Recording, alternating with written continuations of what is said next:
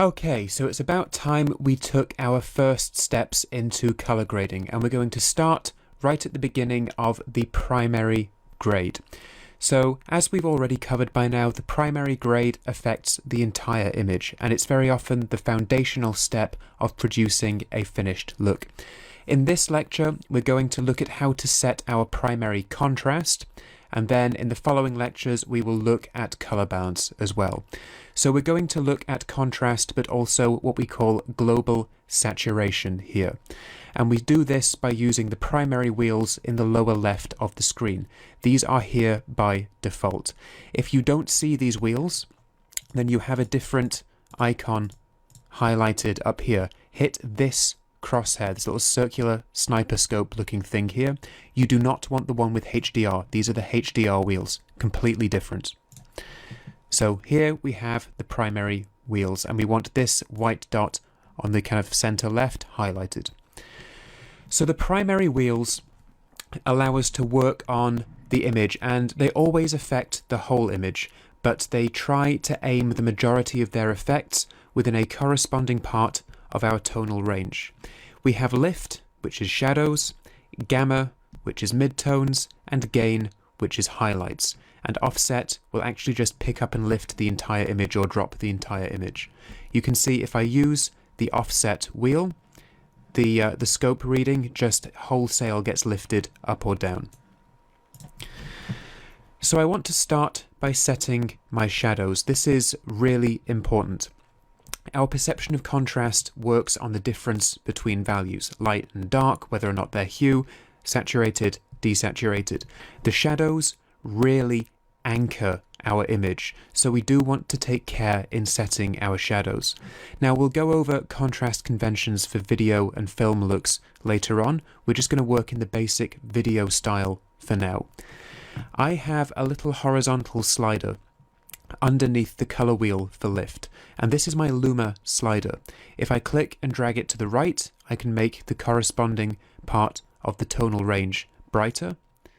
If I drag it to the left, I can make the corresponding part of the tonal range darker. And if I want to reset one of these wheels, towards the upper right of the wheel, there's a little reset button, which is a circular arrow. I'm going to start by setting my shadows. I'm going to drag this to the left until the lower part of the graph just about touches, but does not flatten out against, the bottom of the graph. This kind of jump thing is a common issue in Resolve, so if you do that, just hit reset and go back. What it will do is it will suddenly jump kind of minus 0.8 to the left for no particular reason. It's a glitch that's been in there since version 15. So I'm just going to drag this down until I get some shadows there. That's fine. And I want to look at my image. If I kind of go down until things touch the bottom, then obviously this looks too dark. So I'm just going to drag it down there. That's about right. If we have colorize on the Luma waveform, the lower parts of the graph can begin to disappear as they go down towards the bottom, because they become black, and then they become black on the chart as well, which means they appear to disappear. So sometimes if I turn colorize off, I get a much better view of the bottom of my chart. And there we go, that's properly set shadows for a video style look. Setting our shadows is the first step. Well, what I want to do next is set my highlights. Now the highlights we have to think about a little bit, and we want to think about where they go. Typically, most reflected highlights, and we will talk about the difference between reflected and emitted highlights in more detail later on, but a reflected highlight is any object reflecting light towards the camera, whereas an emitted highlight is any highlight where it's a practical light or the sun or clouds, things which are shining light directly at you are emitting light. Reflected highlights don't typically go above 896 on the scope. I've got this little super bright thing, and that's a little look on that's that white strike on his shorts there. I can bring that down with the curves later on. In a few lectures time, we'll deal with that. So I've got my other highlights around 896. So that's about where I want to be. Once we have our shadows and our highlights set, I want to set my midtones. And I'm going to bring my midtones up because this isn't a moody piece. This is quite a light-hearted film.